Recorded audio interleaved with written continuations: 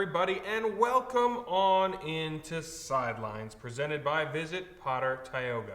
On today's show, we preview the upcoming baseball season, we talk playoff pushes for women's basketball, and we break down a school record. It's going to be a great show. Do not go anywhere.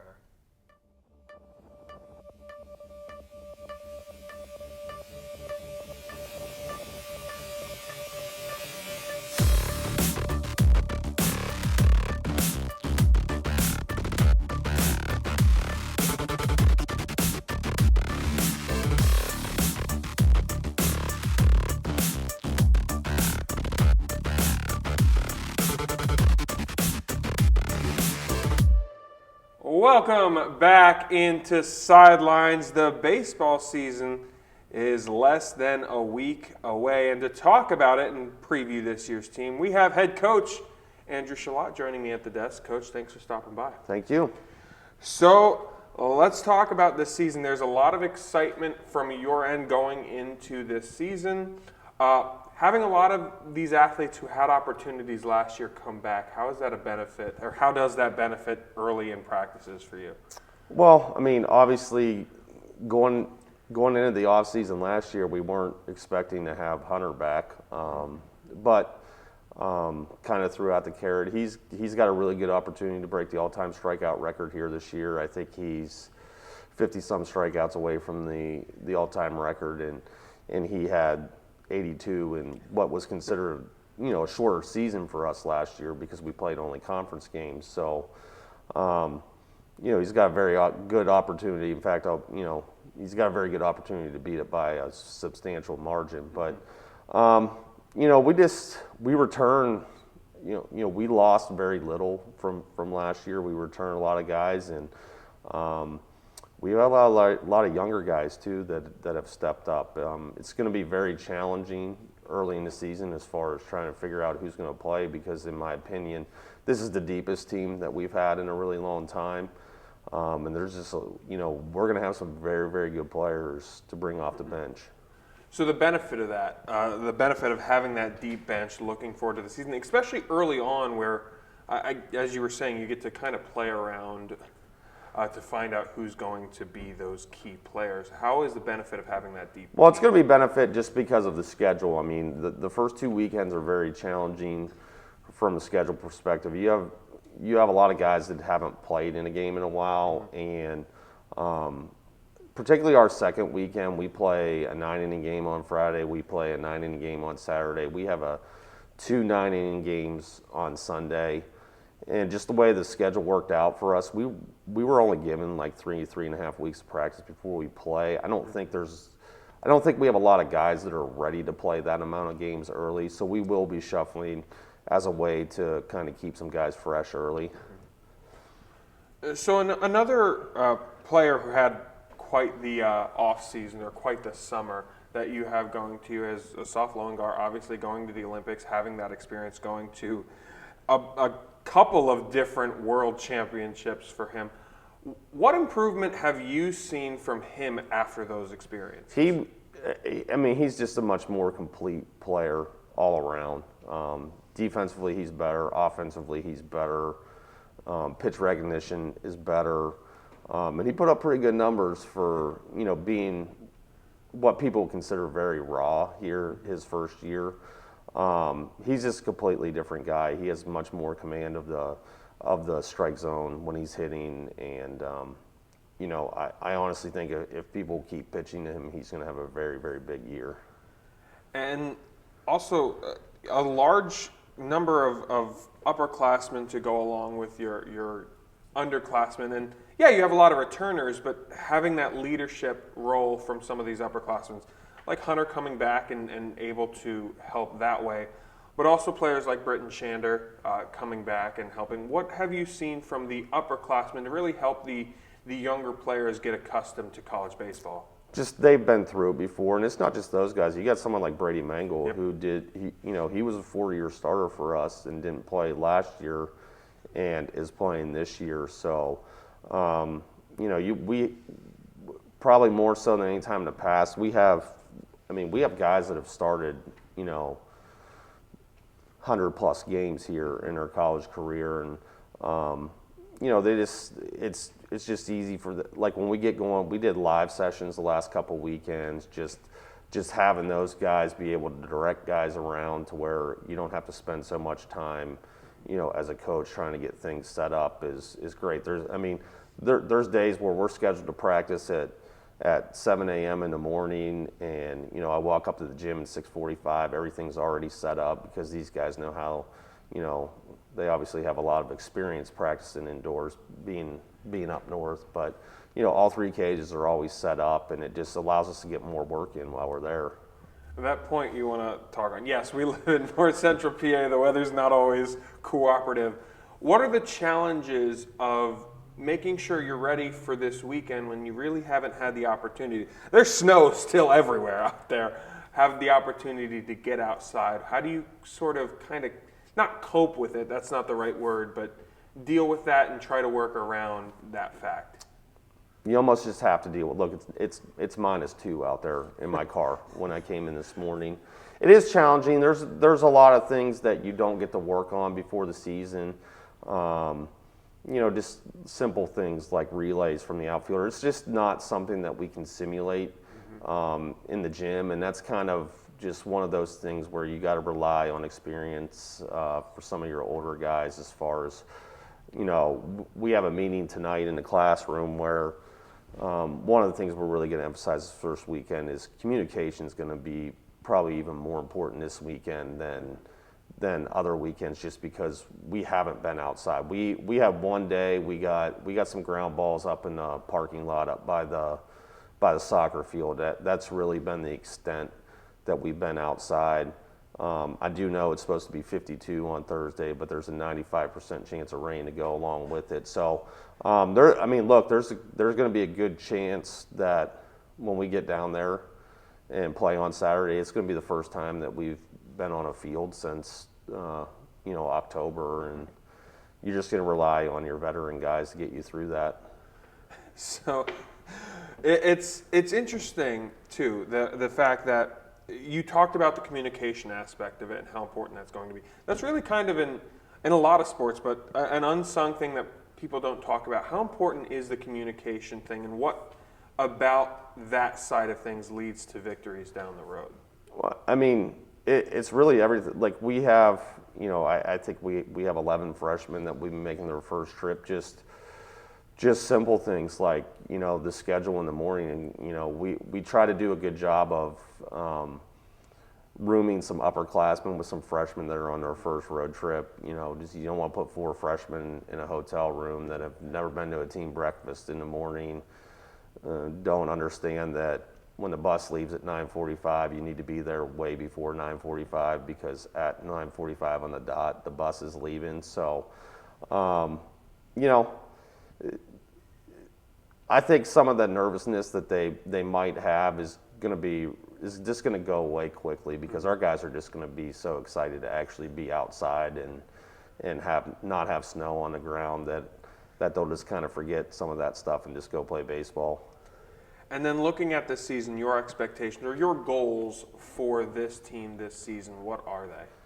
I think first and foremost, like if we make the conference tournament, you have a chance to reach every other goal there is in Division II baseball. You give yourself a chance. You make the conference tournament, you give yourself a chance to go to the regional. Once you get to the regional, you have just as good a chance as everybody to go to the World Series. You go to the World Series, you got just as good a chance as everybody that's down there. So, we have the talent.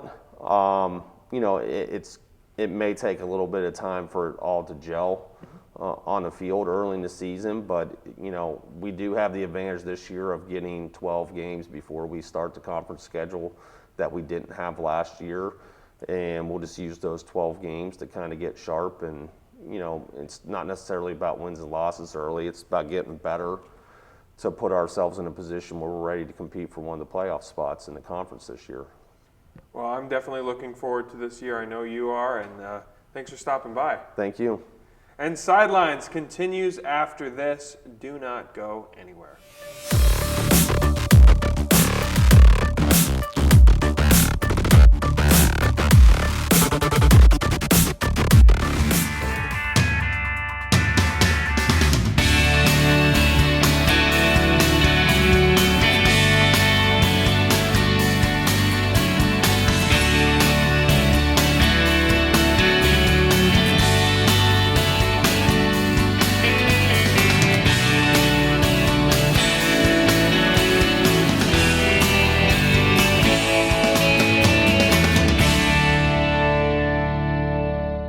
It's all part of Mother Nature's perfect blend, the keystone of the Keystone State. Visit Potter-Tioga, a 2-county scenic outdoor haven conveniently located, yet worlds apart. A place where you can kick back, unwind, and forget about the pressures of life. Disconnect and reconnect with your friends, family, or even yourself while surrounded by nature's beauty. So start planning your adventures today at visitpottertioga.com.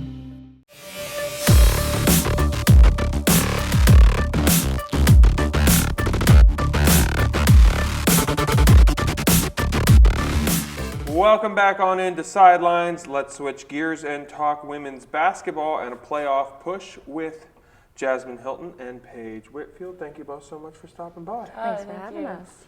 So let's talk about this past week.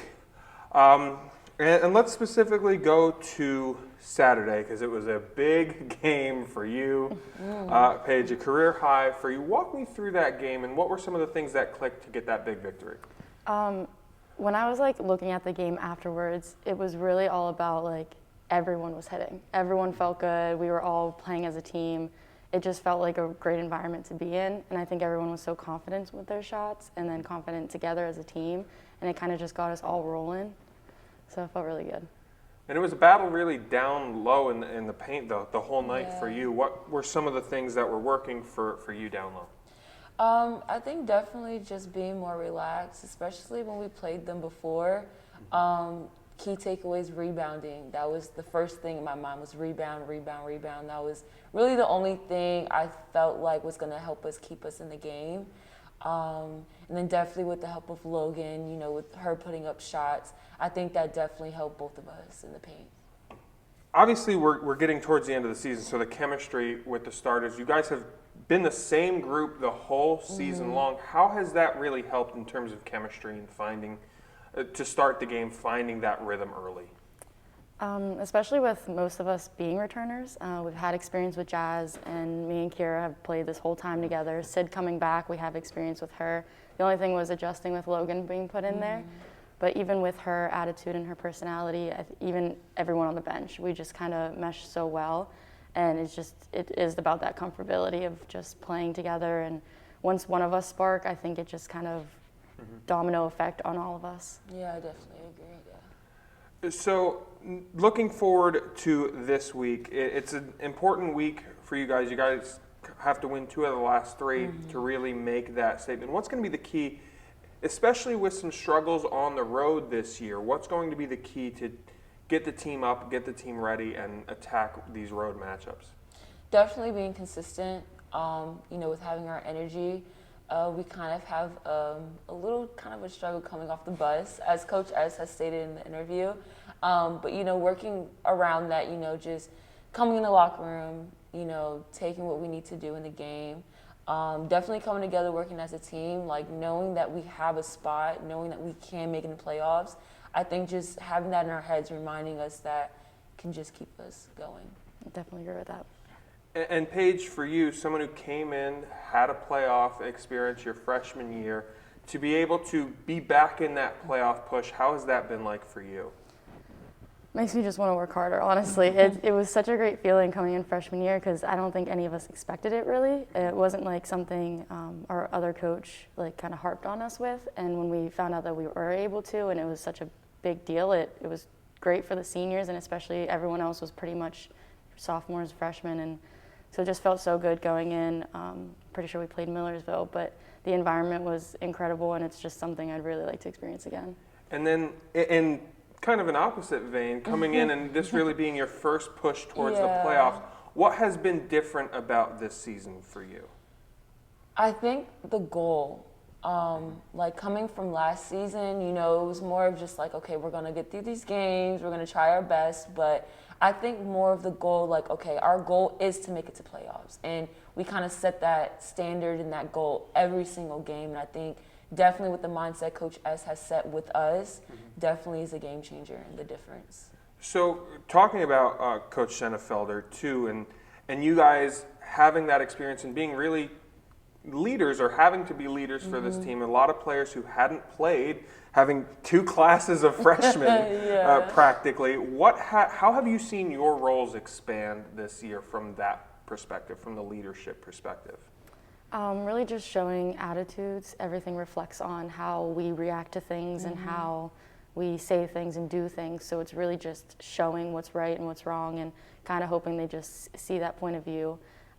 Otherwise, Coach S has handled everything really great, and our younger classmen are very mature and they're great on the court, great off the court, and I think they've shown their talent and that they're not at that high school level anymore. Yeah, definitely. So this week, East Stroudsburg is the first opponent on Wednesday.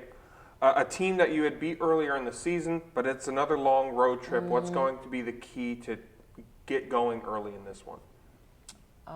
Like I said, like just having the energy, really just understanding that, you know, this team is very beatable, sorry. So, you know, knowing that we can beat them and beat the next team that we play after them, just having that going for the game for the wins. Yeah, I agree. It's definitely just going to be getting off that bus and wanting to win that game. And then it's going to be tough matchups, but if you're looking for the playoffs, getting those tough matchups, those last 2, a really good Kutztown team on the road and then ending at home against a Shepherd. Obviously, I don't want you to look past this week, but having you guys have been, because of COVID and because of all things, kind of in a constant rhythm, looking a little forward to next week where there's not a game on Wednesday. Yeah. Do you think that's going to be a benefit to you guys? Oh yeah, I think it's going to be a big benefit, you know, giving our bodies a rest, you know, being able to just kind of refresh, come back, is definitely going to be very good for us. Something we've definitely been wanting to do is kind of play live within each other too. So I think this will give us that opportunity to keep going, but without the full-on physical contact of another team. Yeah, it seems to be you have the game and then immediately you got to get ready for the next game the day after. Yeah. So it's been kind of there's been a rhythm to it though. So how do you balance the fact of maybe getting into that rhythm with your bodies sometimes need a break? We definitely vocal of being, you know, having to recover. Like you need to recover, you know, make sure you ice, make sure you hydrate, make sure you eat, you know, with people having busy classes the day after games, just kind of just being able to tell everyone, like, it's okay if you're tired. It's okay that you need a break. Just make sure you do what you got to do, come after practice, you know, Yeah, Coach does a great job, too, at not keeping it full-on physical during practice, but keeping us to where we're not overdoing it, but still getting the right things done during practice. Hey, should be an exciting week, an exciting last couple of games in the season, and best of luck going forward. Thank you. And Sidelines continues after this. Do not go anywhere.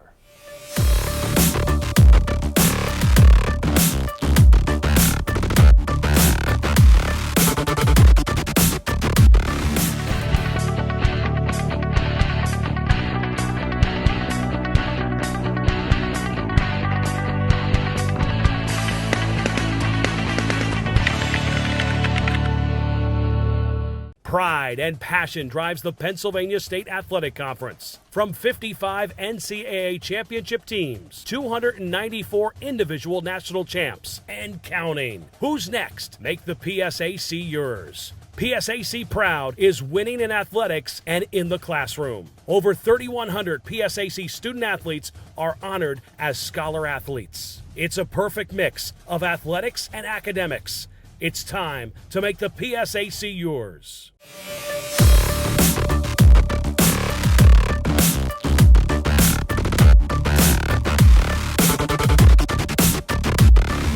Welcome back to Sidelines. Let's talk track and field and let's talk broken records. As we have joining me at the desk, Sean Ringgold.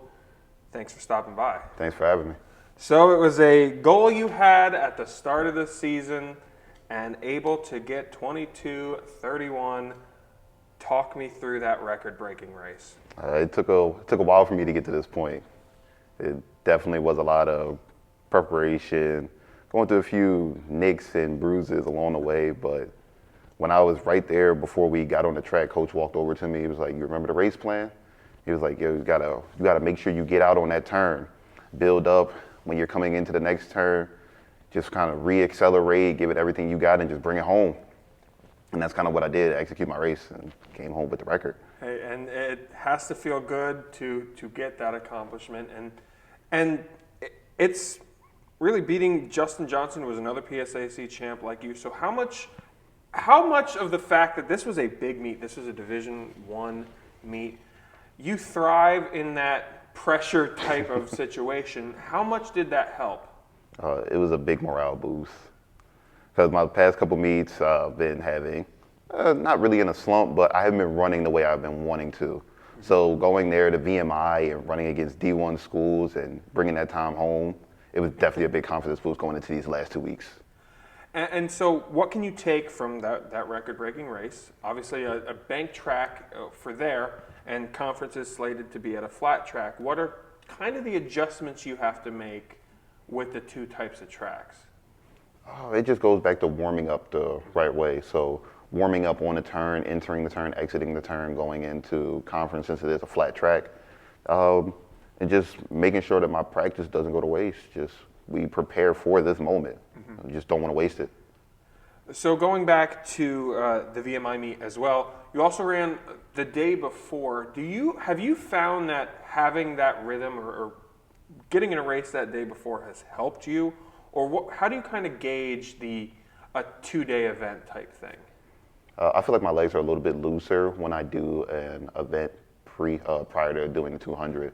So they always just feel a little bit better. But I think it just gets me in that track mode instead of just sitting around and just only running the 200. Having that first day definitely puts you in the mindset that you want to be in. Yeah, that rhythm is so important, and having that kind of, I don't know, having that sort of momentum, I guess, going forward. So let's now look past this week as Bucknell's this week, but you're looking towards that conference championship the following week. What are your goals in terms of training these next 2 weeks to get you ready for that championship? Stay healthy, go to the trainers, stretch, ice, and probably just do some speed work. Just make sure I'm ready to go. We gotta roll. We got 2 weeks left before conference. Just gotta be on it. And then the goal specifically for that conference event and the couple of events you're qualified for. PR in the 60, let's go sub 7 for the first time ever. Let's go sub 22 in the 200. Let's make it a double. Come back at the conference champ. And the 4x4, let's place. Hey, should be an exciting week, exciting weekend. Definitely stay healthy for this upcoming. And Sean, first of all, again, congratulations on the record. Thank you. And thank you so much for stopping by. Thanks for having me. And Sidelines continues after this. Do not go anywhere.